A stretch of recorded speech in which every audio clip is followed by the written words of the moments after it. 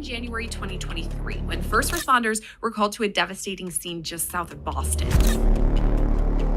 He removed the bands and begged them to breathe. He continued to scream uncontrollably. 5-year-old daughter Cora, 3-year-old son Dawson, 8-month-old son Callan.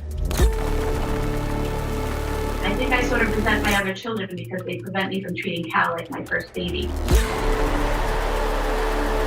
And when they encounter Patrick, he yells out, "She killed the kid."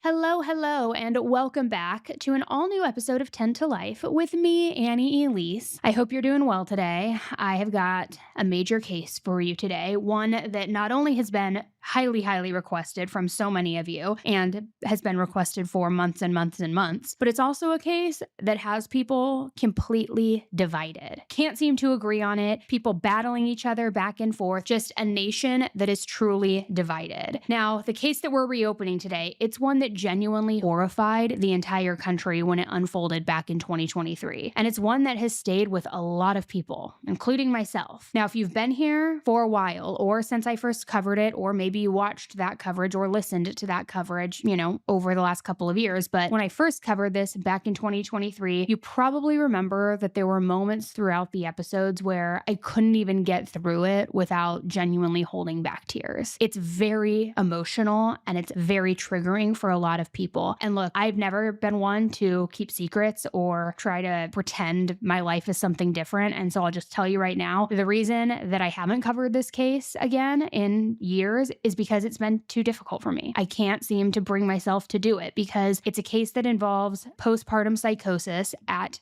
the root of it. And it's no secret, I've told you guys before, with my firstborn, I suffered extreme postpartum depression. And it was one of the scariest moments of my life because I didn't know what was happening. I didn't know until it got so bad that my mom recognized it and I ended up seeking treatment, getting on medication. But for anyone who has ever experienced something like that, it's almost indescribable because you're in your mind and you know that you're battling something that is not reality. But to you, it feels like reality, even though you're justifying in your mind, like, this isn't real, this isn't how things are happening, I shouldn't be feeling this way, and you're justifying it and you're trying to be rational, but your mind is working against you. And to where and your mind, your brain is such a strong muscle, right? That it turns against you almost. And so for me, when I first covered this case, it was extremely triggering because it was also only a few years after my personal experience with postpartum depression. And I think I also just felt like, I can relate a little bit. Not that I ever had any sort of thoughts of hurting my son. Thank goodness I didn't, but I had some very dark days myself. And again, it got really bad at some points. And so it's been difficult for me to cover. That's also why I got so highly emotional in my initial coverage. And again, I haven't ever kept that a secret. I think that there's a huge stigma around postpartum depression, postpartum psychosis, a stigma that needs to just, be exposed and not be there anymore, which I ended up doing a full episode on my YouTube all about my experience with PPD because I thought,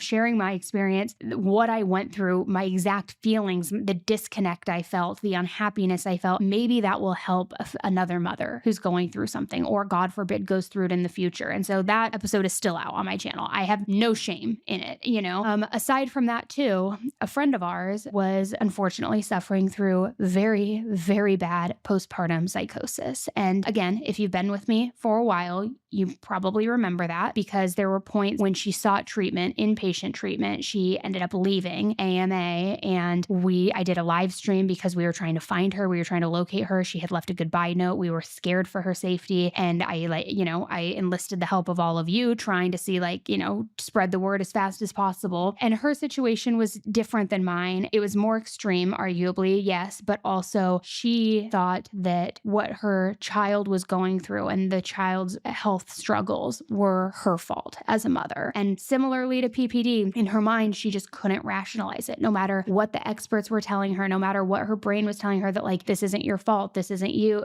she couldn't seem to understand the reality of the situation. So much so that at one point she wanted to put that daughter up for adoption, even though she had other children, because she thought she was inflicting so much harm on this child. And it's incredibly scary and heartbreaking to witness something like that. And our friend ended up taking her own life over it. Now, while that's different than this case, because Lindsay Clancy took the lives of her children, also did try to take the life of herself and jumped out the window and is paralyzed from the waist down. But the argument here from a lot of people is that this was premeditated, that this wasn't just a whim of postpartum psychosis that overtook her brain and she snapped and she killed her children and then tried to take her own life, but that she was planning and scheming all of this. But my long-winded answer, that's why it's taken me so long to revisit this case, because it is incredibly personal to me. It is very difficult for me, and I'm going to do my best to not get emotional today. Look, I'm already starting to get emotional just thinking about it, but it is a very important case that I think so many people need to hear,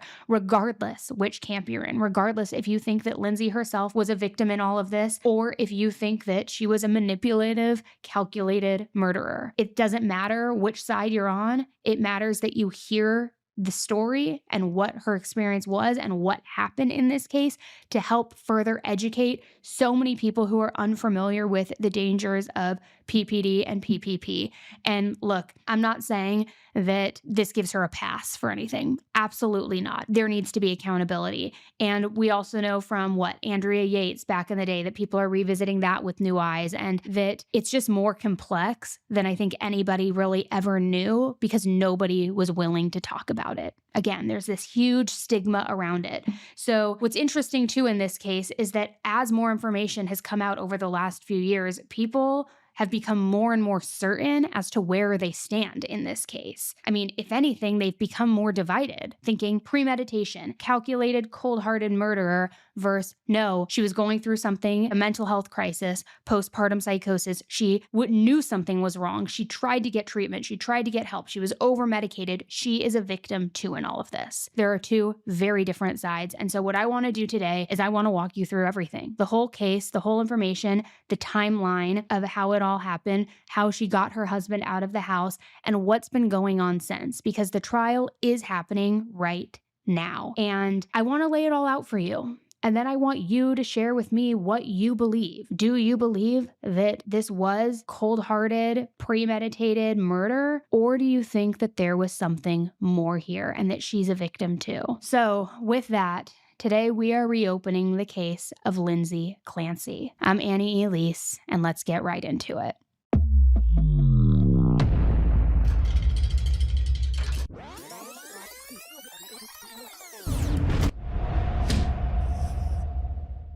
Lindsay and Patrick Clancy got married in 2016 in Connecticut, and then they purchased their home at 47 Summer Street in Duxbury, Massachusetts in 2018.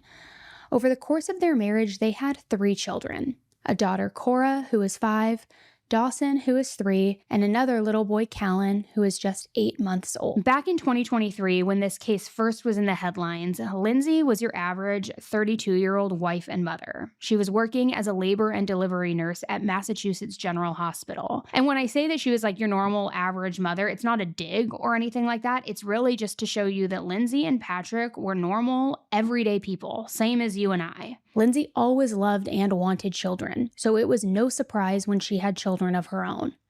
Friends of Lindsay have said that Lindsay's whole life centered around her family.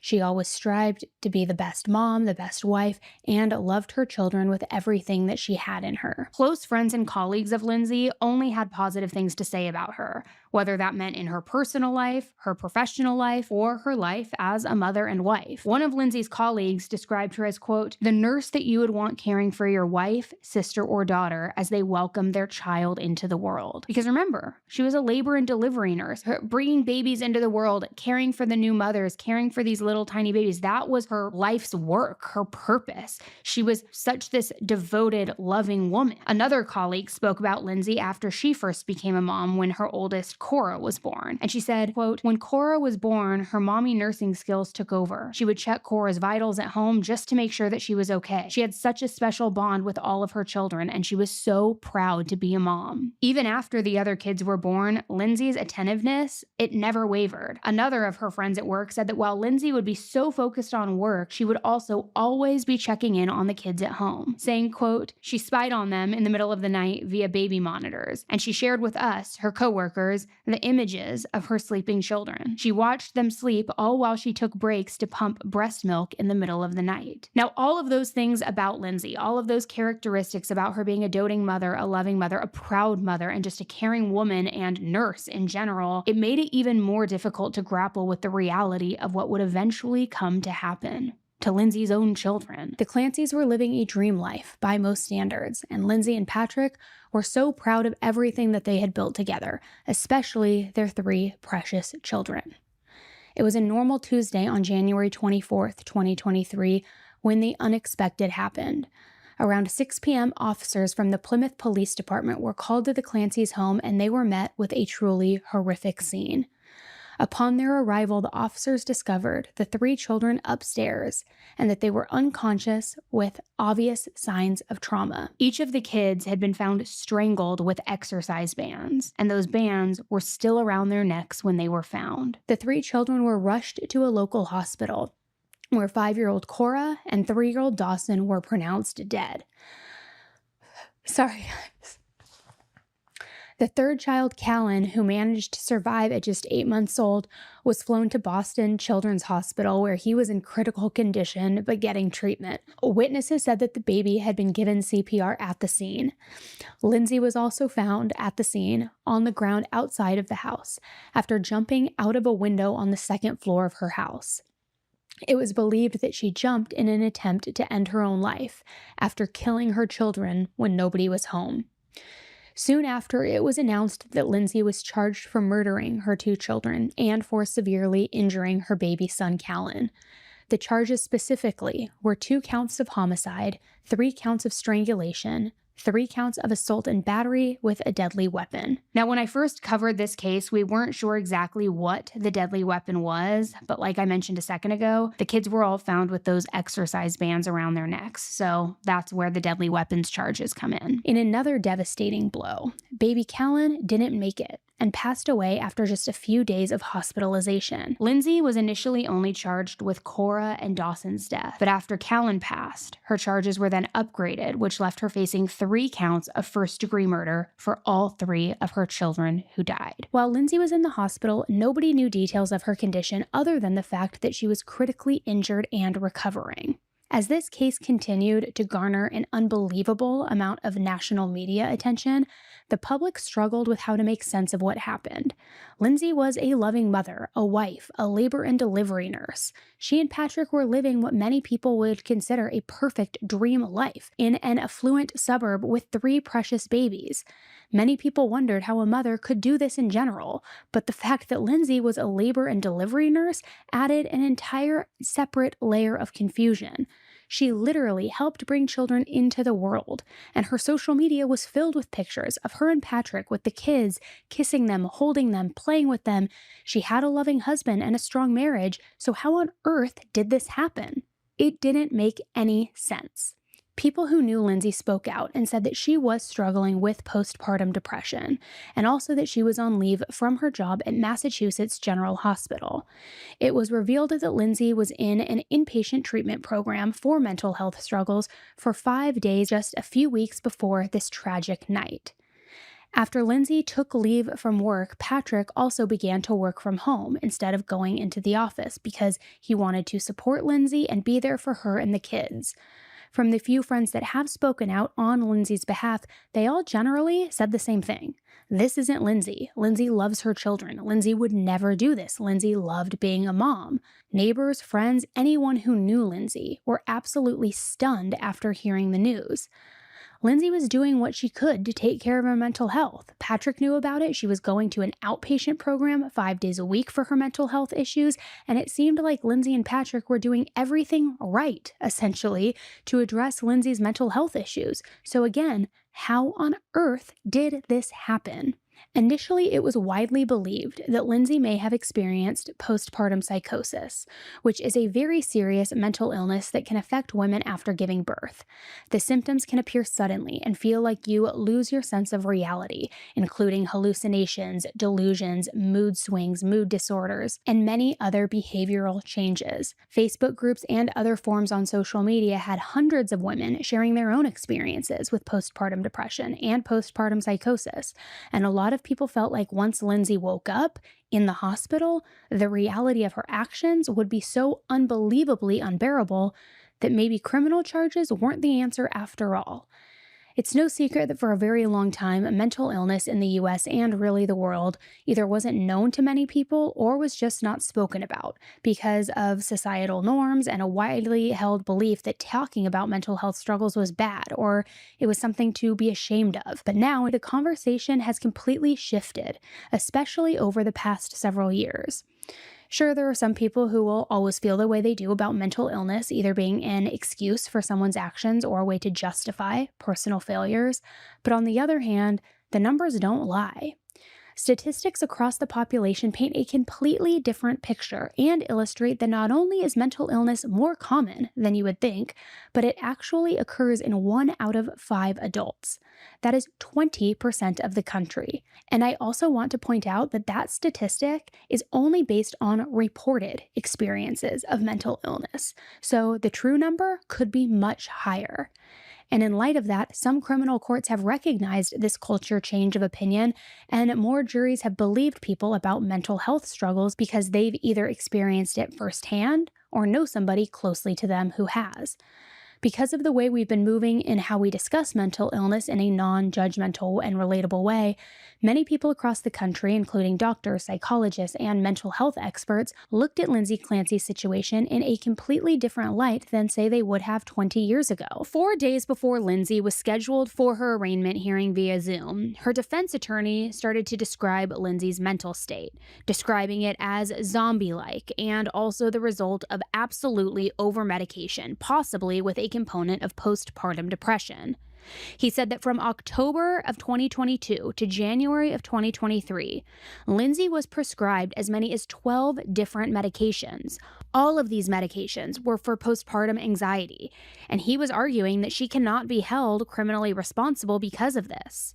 Some of the medications that she was on, which is a plethora of meds to be on, included Ambien, Valium, Klonopin, Prozac, Lamictal, Ativan, Ramirian, Seroquel, Zoloft, and Trazodone. He said, and I quote, "This family was on the road to hell and unfortunately is not coming back. Her husband actually went to the doctor the week before this happened to ask for help and said, 'You're turning her into a zombie.' It was just a brutal, brutal existence that they were living in. Her parents were also aware of this. They were trying to help out the husband as well. Her husband was never told that he shouldn't leave her alone. I like to think in this case it's justice for Lindsay as well. I don't think anyone needs to be lectured about the horrific loss of 3 beautiful babies." Her defense attorney also filed a motion that the judge granted and scheduled Lindsay to speak with a forensic psychologist to evaluate her before the arraignment.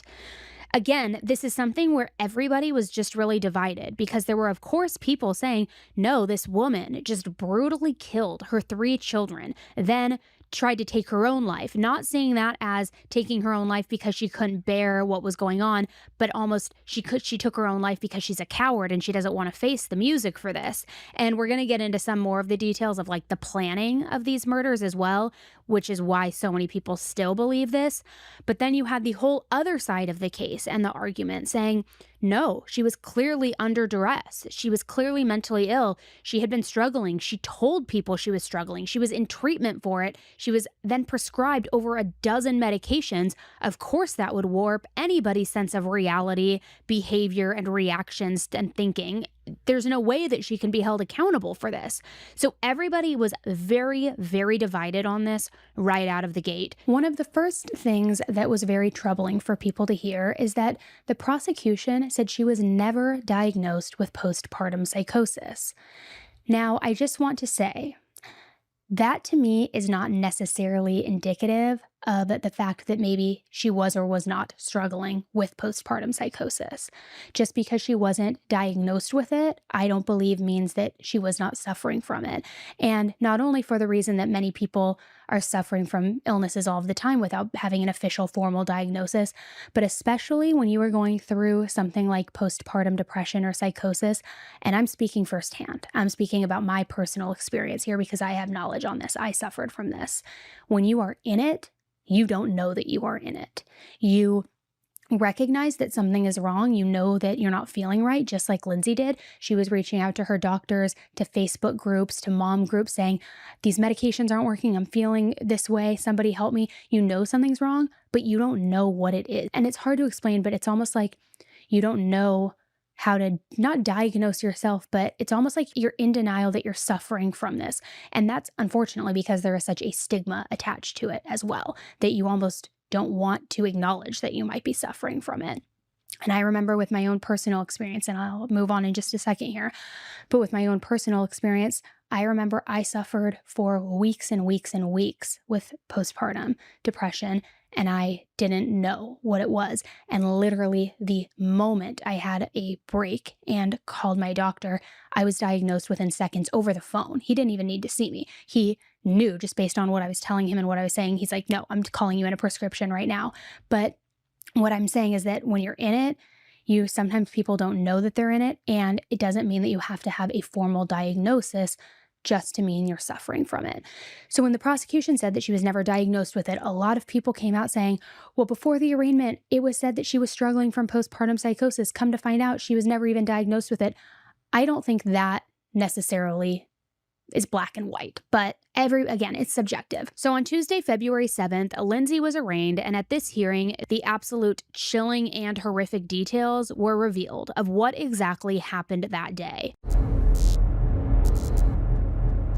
You guys know that I am a huge believer in taking care of your mental health, and I truly believe it's just as important as taking care of your physical health. But finding a therapist, it can feel overwhelming. And then you finally find someone who seems like they're a good fit, only to realize, they don't take your insurance, which that's honestly where so many people get stuck. Rula, however, is a healthcare company that helps you find licensed, in-network therapists and mental health providers who fit your needs, preferences, and goals, all of it, and they partner with over 100 insurance plans. The average copay for patients using insurance is just $15 per session. Plus, they make it easy to find providers who are accepting new patients, and they have some appointments available as soon as tomorrow. So if you've been thinking about starting therapy or getting back into it, this is a great place to begin. Head to rula.com/10tolife to get started today. That's RULA.com/10tolife. Again, that is rula.com/10tolife, because quality mental health care should work with you, not against your budget. You guys know I'm always looking for products that will simplify my routine,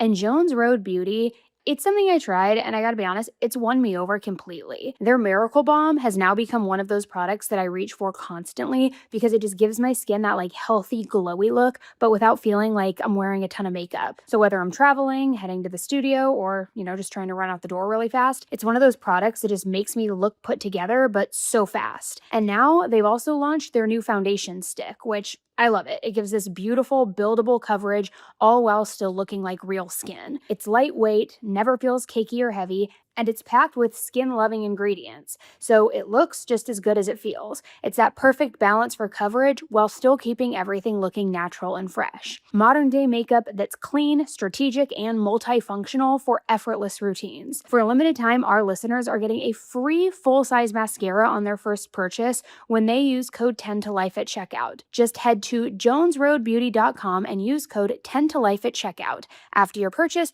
they'll ask you where you heard about them, and please support our show and let them know we sent you. Lindsay appeared at this hearing via Zoom, and she was still in a hospital bed with a mask on. And you really couldn't tell her emotions in this Zoom because she had the mask on, but she did seem to be heavily medicated. There wasn't a lot of expression. She kind of seems a little zombie-like, and at this point, too, it hadn't been confirmed, but we later learned that she was paralyzed from the waist down. This as a result from jumping from the second story of her home, trying to end her own life. And here's what the prosecution had to say. Dawson and Callan were face down on the floor. Cora was on her side with her torso turned towards the floor. He removed the bands and begged them to breathe.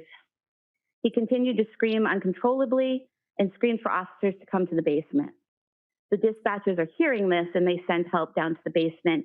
And when they encounter Patrick, he yells out, "She killed the kid." On Friday, January 27th, 2023, using an erasable whiteboard because she was still temporarily intubated, one of the first questions that Lindsay Clancy asked was, "Do I need an attorney?" She knew that she had murdered her children, and she had the clarity, focus, and mental acumen to focus on protecting her own rights and interests. On the morning of Tuesday, January 24th, 2023, the defendant took her 5-year-old daughter, Cora, to the pediatricians for an appointment. She interacted with a receptionist, nursing staff, and a doctor. There were apparently no issues with the defendant's demeanor or behavior as she completed the appointment and was allowed to leave with Cora without any issues or concerns. When she returned home, she went outside with Cora and a 3-year-old son, Dawson, to play in the snow. They built a snowman. The defendant sent photos to her mother and to the defendant, to her husband. She texted with them. Nothing in the text was out of the ordinary or any sign of any distress or trouble. Then searched the Takeout 3V via her cell phone at 4:13 p.m. Immediately after doing that, she used Apple Maps on her phone to determine how long it would take someone to drive from her home in Duxbury to 3V restaurant in Plymouth. So she would know how long someone would be gone if they ran that errand. At 4:53 p.m., the defendant texted her husband, who was working in his home office in their basement. She texted, "Any chance you want to do takeout from 3V? I didn't cook anything. It's been a long day." This was an unusual request, as when the family ordered takeout, they'd usually go somewhere closer to home, but it was a place that they had been in the past. Now, this detail of Lindsay figuring out how long it would take for her husband Patrick to get the takeout, it has been one of the biggest things that I see people talking about when it comes to her potential premeditated guilt. And I'll admit, it's something that I struggle with as well. Now, I wanted to note something that I was able to find in my research for this updated episode that I'm giving you guys today. In 2024, Patrick did an interview with The New Yorker, and he detailed a conversation that he and Lindsay had in the weeks after the kids' deaths. Patrick said that these conversations were full of questions, mainly for her to fill in the gaps for him. Probably also for a little bit of closure, or as much closure as you can get in a situation like that. Maybe just answers that will hopefully bring you a little bit of peace. But one of those questions was about her looking up how long it would take for him to get to the restaurant. He claimed that he asked her if it was true that she Googled how long it would take him, and she said yes, that it was true. So when he asked her, okay, well, why would you Google something like that? Her answer was one that under any other circumstances probably would have been pretty normal. Because apparently, Lindsay said that she only looked it up because she was concerned about him getting stuck in rush hour traffic. Which, like I said, in any other circumstances than the one that they were in, that would have been totally normal. Looking up how long it's going to take to get to and from a restaurant. I mean, personally, for me, I know that when I'm really hungry and I don't feel like cooking, or I'm ordering DoorDash or Postmates or whatever, I will decide on what food we get, whether it's delivery or pickup, based on the wait time and the traffic to and from the restaurant. And if it's too long, I just will go with a restaurant that's closer, something that's easier, even if it's not what I initially wanted. But again, in Lindsay's case, this definitely is not a normal scenario. And even if that were the truth as to why she was looking up the traffic, that is one hell of a coincidence because of what ended up transpiring. And so again, I just wanted to mention that because I did find that in an interview and I thought that it was interesting. But anyway, let's get back into it. Patrick Clancy texted back yes, and then the defendant asked him to check the menu. At 5:15 p.m., Patrick Clancy headed out the door to run these errands at the defendant's request. As he left, she texted him Pedialex liquid stool softener. Surveillance footage shows Mr. Clancy at CVS on Summer Street in Kingston at 5:32 p.m. He goes to the medication aisle, the children's medication aisle. Phone records show that he called the defendant at 5:33 p.m. and she did not answer the phone. He then calls him back at 5:34 p.m. and the call lasted 14 seconds. He's there at the store unsure of which medication to get, and she tells him exactly what she wants. He had no issues communicating with her. It was a completely normal call, although he did mention that she seemed like she was in the middle of something. When he arrives home, the first thing he noticed was the silence. He did not see or hear the defendant or the children.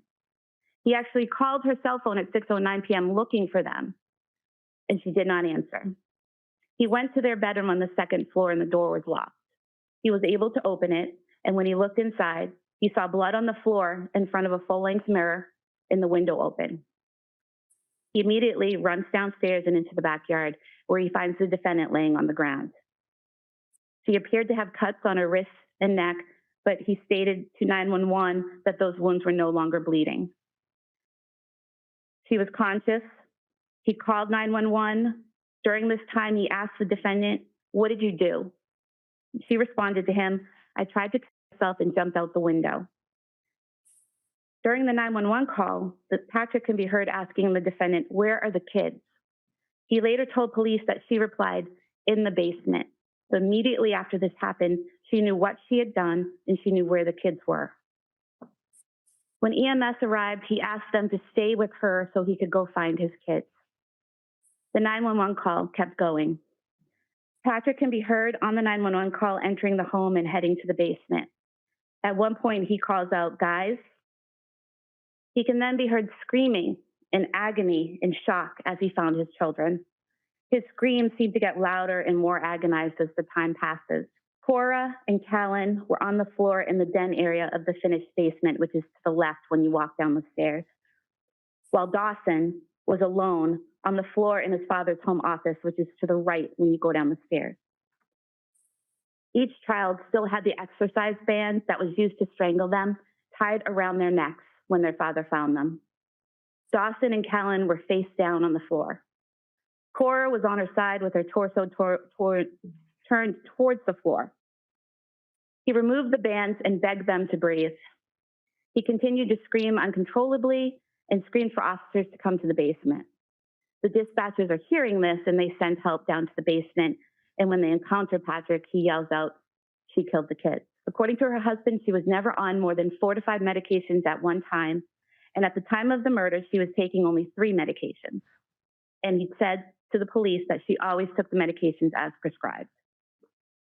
After her stay at McLean, the defendant appeared to be getting better, according to her husband. She slept well, interacted with friends and family. She went out with her kids and husband to places like the Kingsbury Club in Duxbury, the Charlie Horse Restaurant, the Museum of Science in Boston, the Cape Codder down the Cape, interacting with her family and the public without any apparent difficulties. She even stayed alone with the children on several occasions without any issues in January of 2023. Her husband asked her in mid-January, "Are you still having suicidal thoughts?" And she said no. On the night of the killings, Patrick Clancy was interviewed by the police at Beth Israel Deaconess Plymouth Hospital. He told the police that the defendant was having one of her best days. She was smiling and happy, and there was no indication that she was going to harm the kids. No one at all described her as acting like a zombie in the days leading up to the murder or on the day of the murders themselves. On February 5th, 2023, this past Sunday at 1:35 p.m., while sitting with Dr. Paul Zeisel, the psychologist hired by defense counsel to evaluate her mental state, the defendant used Dr. Zeisel's cell phone to call her husband. She left a voicemail stating that she loved him. Yesterday, on February 6, 2023, at 10:09 a.m., she again used Dr. Zeisel's cell phone to call her husband. This time he answered, and during this call, the defendant stated that after he left the house that night, she killed the kids because she heard a voice and had, quote, "a moment of psychosis," end quote. He asked her what voices she heard, and she said she heard a man's voice telling her to kill the kids and kill herself because it was her last chance. Patrick Clancy told the police the defendant had never heard voices before. He also told the police the defendant had never used the word psychosis to him before. The first time she used that word psychosis was when she was with the doctor hired by defense counsel and using his cell phone. Now let's hear what the defense had to say about all of this. We have a paraplegic who can't walk, who is definitely a danger to herself, and the government wants to put her in where? Framingham State Prison? Plymouth House of Correction? There's no way that any humane person would do that, especially within the structure of our criminal justice system, where a person is presumed innocent. And I'm not suggesting with the facts that the government has read, but she has a good defense. She's got a darn good defense for this case, because that's what happened. To have this woman not held on bail, perhaps put a GPS on her, I guess, if someone's concerned that she's going to miraculously recover, which isn't going to happen. As Your Honor knows, being a paraplegic, paralyzed, she can't move. Can't get off the bed. She can't walk. She can't even go to the bathroom. She has to have 24/7 medical care. We all know that this woman is, as counsel concedes apparently, a danger to herself. I question whether she would ever make it to a trial. She's suicidal. She's extremely emotional. However, she's unable and has been unable to express any happiness or sadness or cry. And in fact, sometime about a month or two ago, she made the comment, "I just wish that I could feel something." Now, our society fails miserably in treating women with postpartum depression or even postpartum psychosis. It's medicate, medicate, medicate. Throw the pills at you and then see how it works. If it doesn't work, increase the dose or decrease the dose. Then end up trying another combination of medications. Now, I want to note here that in the arraignment, the defense shifted from just medication-induced psychosis to postpartum psychosis. So it was now time for the forensic psychiatrist to try to determine whether a crime was premeditated or if this was something else. And they needed to look at the whole picture instead of just one incident. And in this case, in order to see and have visibility to the whole picture, that would include Lindsay's past history with her children. Everything was on the table and nothing was off limits. According to almost everyone that knew Lindsay personally or even on the surface, she was, by all accounts, just a great mother that loved her children deeply. And also, she absolutely loved being a mom.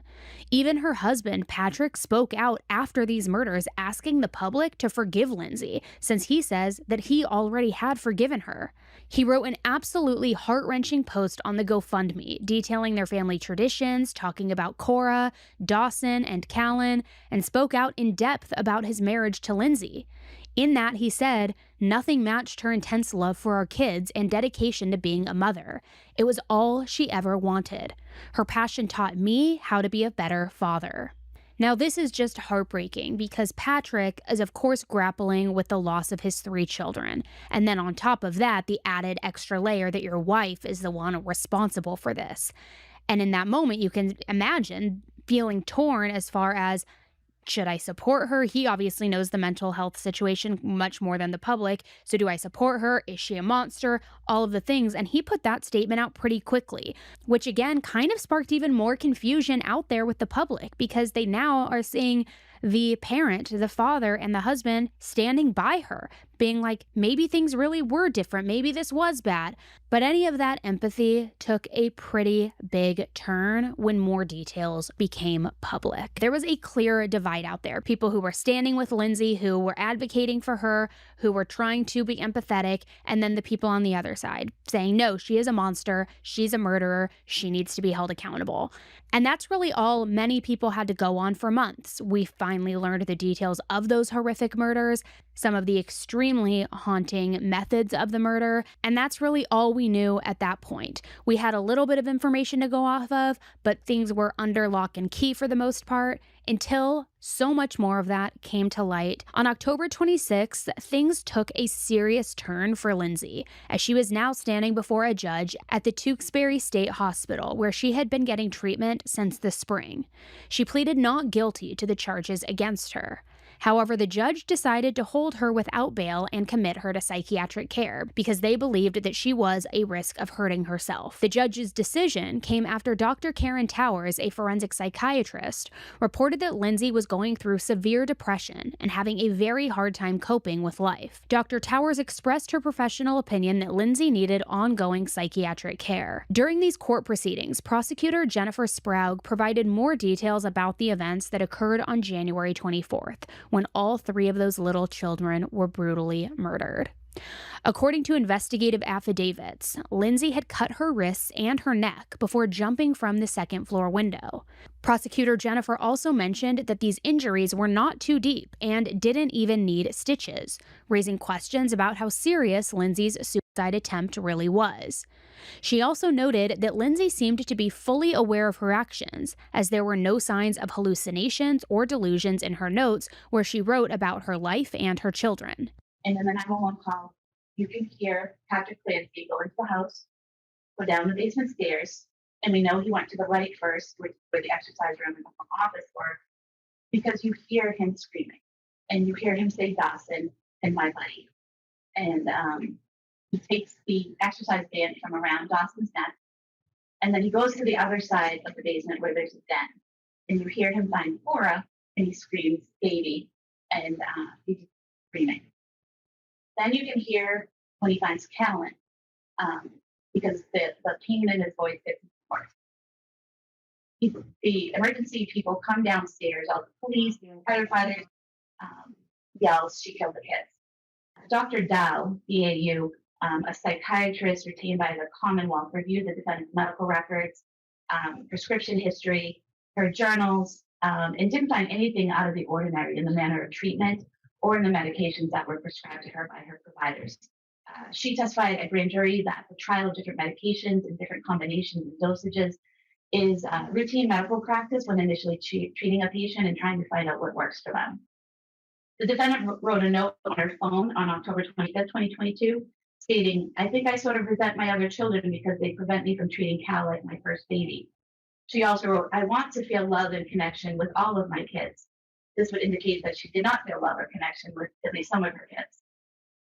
She then wrote she wants to have more kids eventually. 4 days prior to killing her children, the defendant did an internet search on her phone, and it was, quote, can you treat a sociopath? The children were killed with ligature strangulation. Ligature strangulation causes the victim to become unconscious anywhere from 10 seconds to a minute, and that depends on how much the victim struggles or fights. The more they struggle or fight, the longer it takes. Dawson had the most petechiae on his face and neck.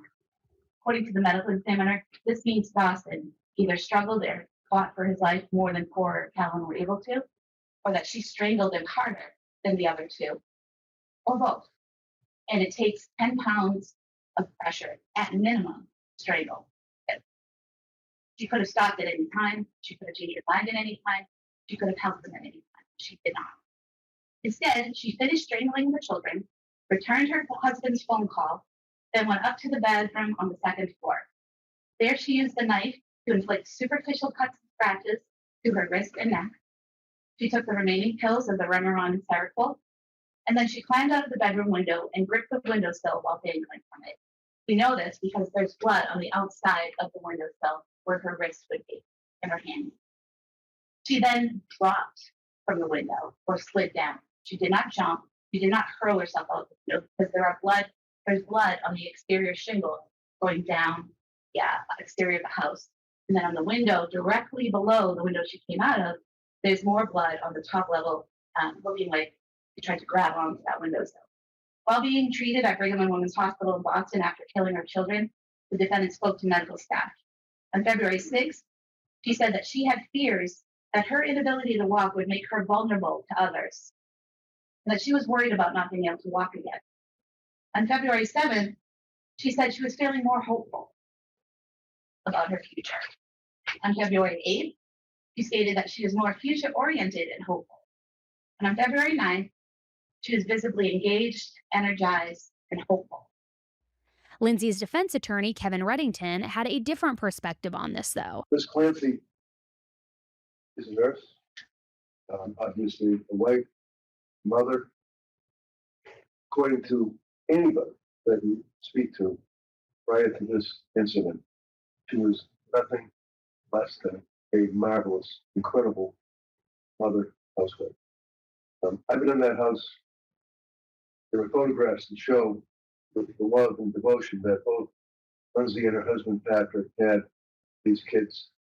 Every single room was covered with her artwork, embroidery, pictures, statements for the kids. charts and graphs of, how they're doing or what they're doing as far as learning, alphabet, numbers, things of that nature.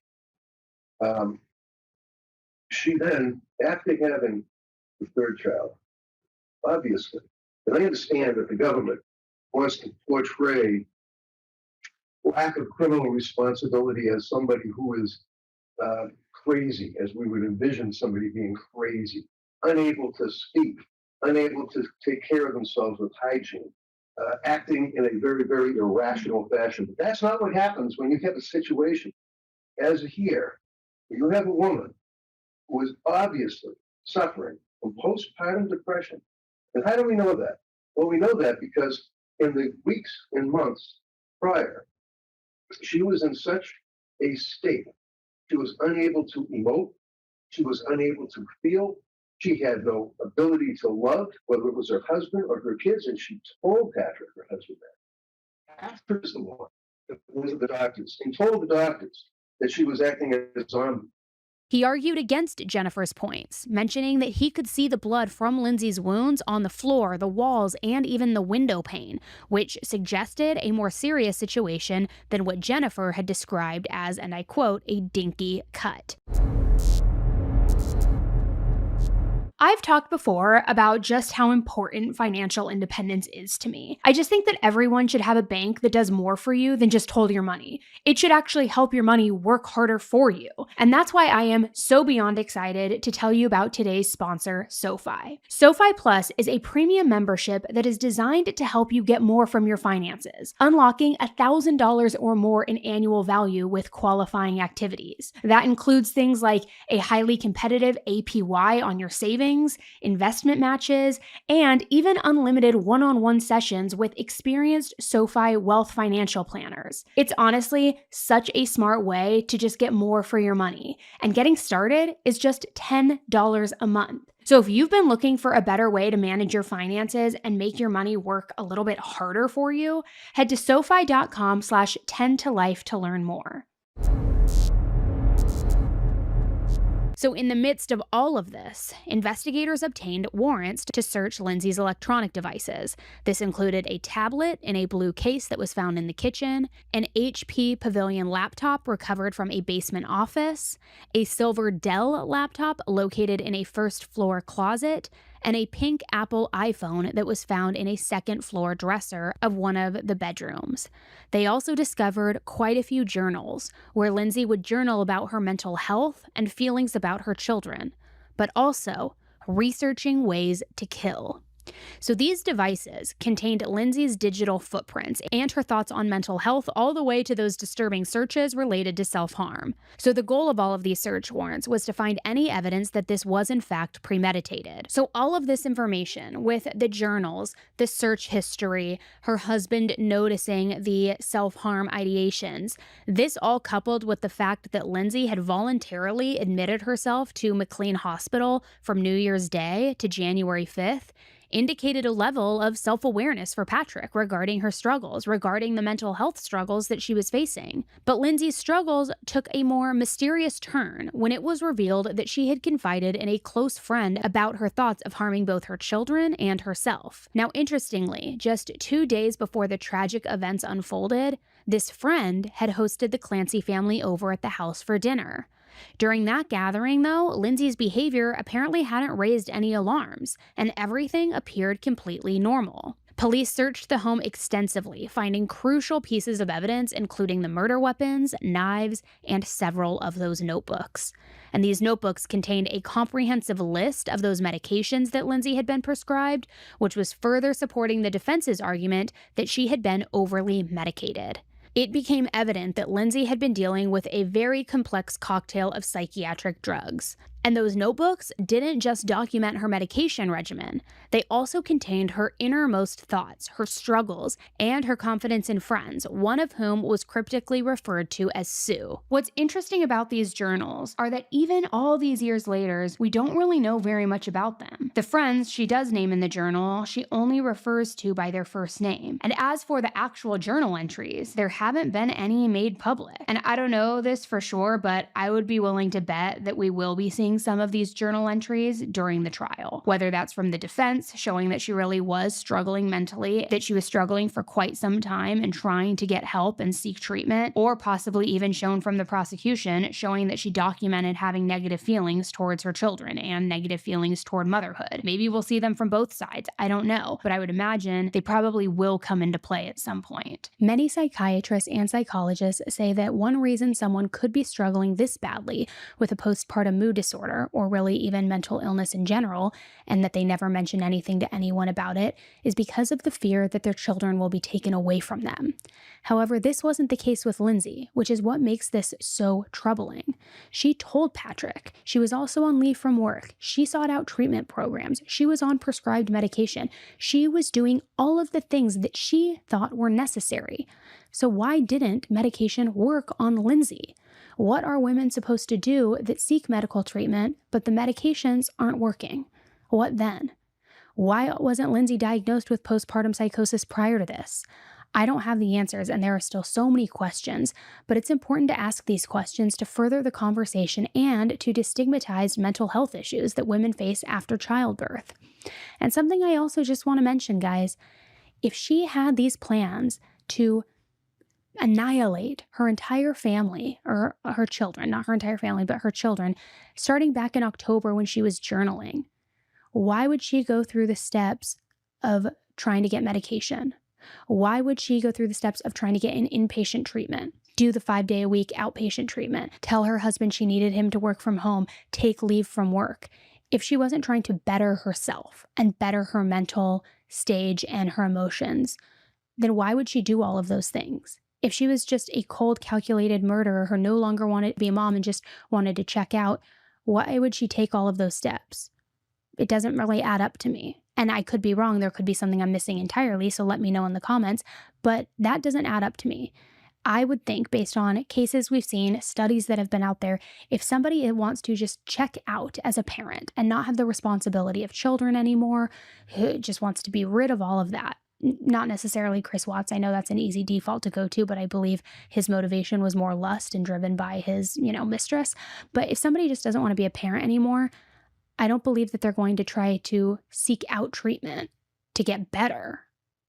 I don't see how that ties together. So the last time that I covered this case was almost 3 years ago now. And at that time, I truly think that a lot of people were still really torn on how they felt. Even after the prosecution was dropping, all of these bombshells left and right, and they were accusing Lindsay of premeditating her children's murders. To be honest, I also totally understand why people are still torn even to this day. Both of the defense and the prosecution have laid out pretty convincing arguments along the way. One minute, you're feeling like Lindsay had no control over her own mind, but then the next minute, you're feeling like she was calculated and that she ultimately carried out her idea of a perfect murder, or 3. And that brings us to today, in 2026. And her case is back in the headlines in a major way because the case is going to trial. And as with all trials, especially major ones like this one, there have been constant new updates ahead of trial. So I wanted to take a moment to give you the updates, give you some of the major ones, and also give you an idea of what we can expect during this upcoming trial. The first really big thing to note is that the judge wants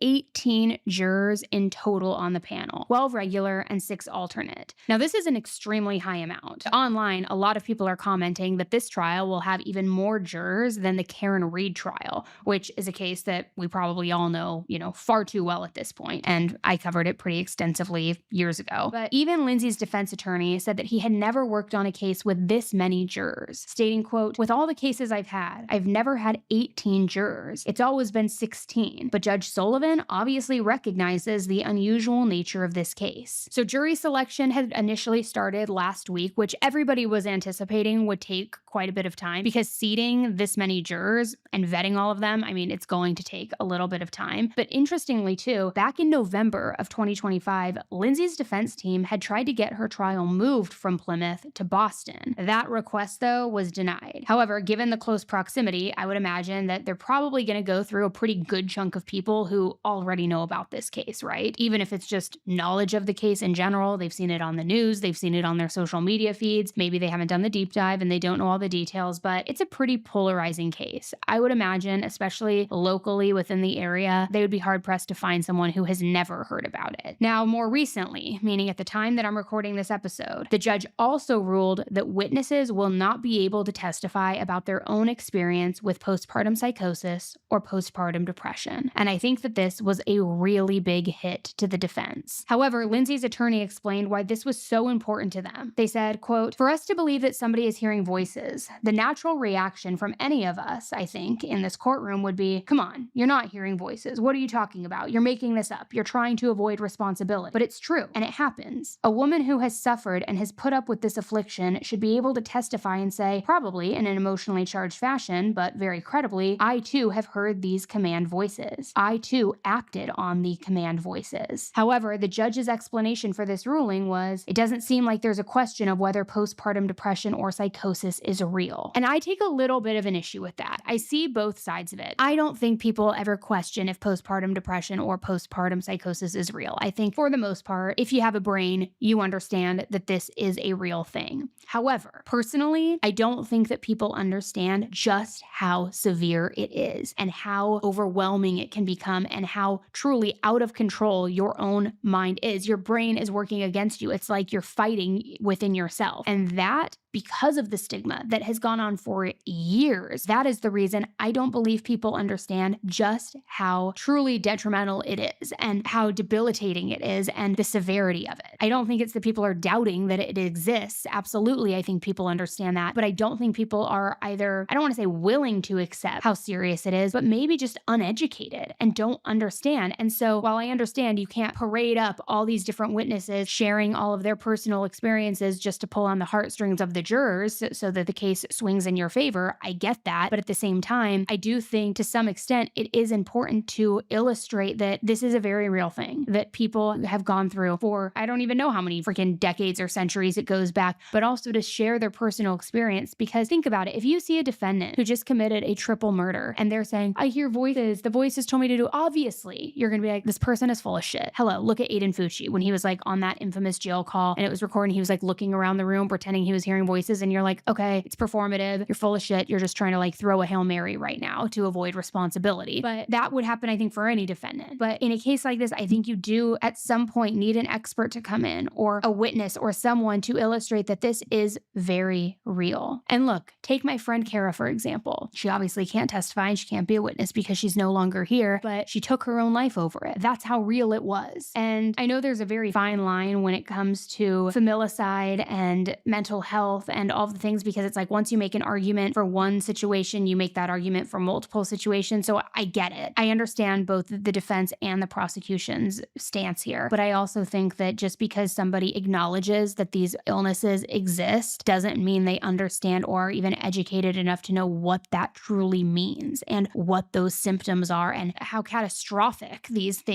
illnesses can be. That's just my personal opinion. I mentioned in previous episodes that after Lindsay was taken into custody, Patrick spoke out saying that he forgave Lindsay. And he also said that he hoped that the public would forgive her as well. Since then, he's also done some smaller interviews, but for the most part, he's tried to move on with his life as much as possible. He moved out of the house that he shared with Lindsay and the kids, and it later sold. In an article that Patrick was interviewed for in 2024, he explained that he was currently renting an apartment in Manhattan, and he kept close a few keepsakes from the kids to remind him of how his life used to be. In that same article, he also said, I wasn't married to a monster. I was married to someone who got sick. Now, as I was doing research on this case and the updates that have happened over the years, I had wondered if maybe his feelings had changed over the years and what this upcoming trial would look like for him. And to, maybe some people's surprise or maybe not, Patrick will be testifying during the trial, but he's not going to be testifying for the prosecution. He'll be testifying for the defense. Patrick also doesn't seem to be the only one in Lindsay's life still supporting her. Lindsay's parents have briefly spoken to the press recently regarding Lindsay and her upcoming trial. Can you just ask Mom to say something about her daughter? Yeah, go right ahead. She's very well spoken.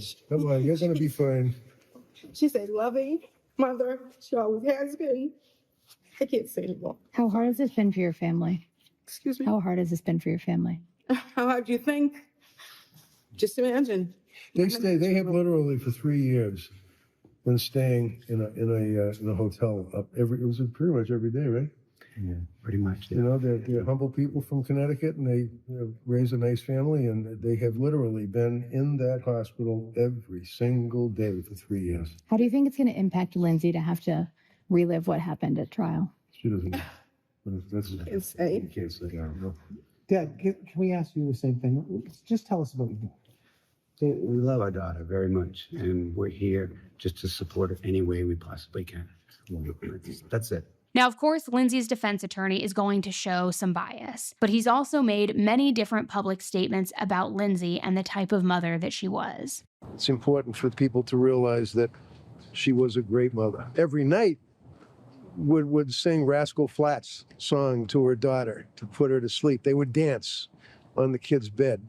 This is a woman that was an incredible mother. Something else that we can expect for this trial comes from the judge's ruling on the prosecution's request to let the jurors visit Lindsay and Patrick's former home. This trial is expected to last anywhere from 6 to 8 weeks, and I have no doubt that it is going to be completely full of emotion, very divided, and very tough for anybody to watch. I don't know personally that I am going to be able to cover all of it. I think that there are going to be times where I'm going to have to personally excuse myself while I'm keeping up with it. And I'm honestly just very curious what the verdict is going to be. I've seen a lot of people worrying and speculating online that this trial could potentially end in a hung jury if they can't come to a decision together, which is very, very possible because based on the nature of this case, I can totally see that happening. I mean, look at it, trial 1 with Karen Reed. There was a holdout. People couldn't agree. This is something where even if there is one juror who has experienced those thoughts, those feelings, those emotions, or knows a family member or a friend, that's it. That's all it takes. So I could totally see it happening. I am going to do my best to keep you updated on this trial. It's one that will be difficult for me, but as I said at the beginning of this episode, I do think that it is an important case. It is one that I think will help educate people and one that I think people just need to know about. And I don't care which camp you sit in. I'm not saying you're right or wrong. You are entitled to your belief and your opinions, absolutely no matter what. So if this is something that you want me to follow and you want me to give you updates, whether that's in a trial recap or in headline highlights, let me know. I absolutely will. It might, take me a minute to gather myself, but I will do my best. And I also want to say one more thing. If you are a mom or an expectant mother or a brand new mom and you are ever experiencing any of these thoughts or these delusions or these fears or the detachment, you are not alone. It's not you. It's nothing to be ashamed of. Asking for help certainly is nothing to be embarrassed about. And it does get better if you seek treatment and help. Not always. I wish I could say always. For me, it did. It took me a while to even realize something was going on. But I want you to know you're not alone. If you are a new mom and you just delivered and you are thinking to yourself, I should be in baby bliss. Everybody talks about how the moment you deliver a baby, how you've never loved anything that much in your entire life and your heart is so full and you're doting on them and you can't stand to be away from them. And I don't feel that way. What's wrong with me? You're not alone. I was there. It took me a long time to figure that out. The numbness, the detachment I felt, just the wall that went up, so much so, and I shared it in my postpartum video, that immediately after delivering my son, I even asked the nurse, I was like, I feel like I'm in a haze right now. I feel like I'm drunk and that everything around me is gray and I can't snap out of it. Almost like when you're in a dream and you're trying to wake yourself up. And I was like, is that normal? She thought I was just like the shock of my body and all of that, which could have obviously been a contributing factor. But my point is, it's something that is very real and it's not something that should have any sort of shame or stigma around it. And so if you are going through this or have gone through it, first and foremost, my heart is with you. I am very, very sorry. And I know how difficult it is and how it feels like it is the end of the world and that you just want to be a good mother to your children. But I also would like to take the moment to encourage you to reach out and get help and talk to your doctor, talk to your family, because it is possible to get better. So with that said, if you are pregnant or if you are a new mother and you are in a crisis, the National Maternal Mental Health Hotline provides free confidential support 24/7 in both English and Spanish, and you can call or text the hotline at 1-833-9-HELP-4-MOMS. And if you are in an active self-harm crisis, please call the national hotline. Or if you know someone who is, please call the national hotline for self-harm. Sorry guys, that got a little bit away from me for a minute. Thank you so much for tuning in to another episode of 10 to Life. I will keep you updated if that is what you want. And let's just all collectively pray together that all mothers get the help that they need so that we never have to talk about a case like this again. All right. Thank you. And until then, stay safe.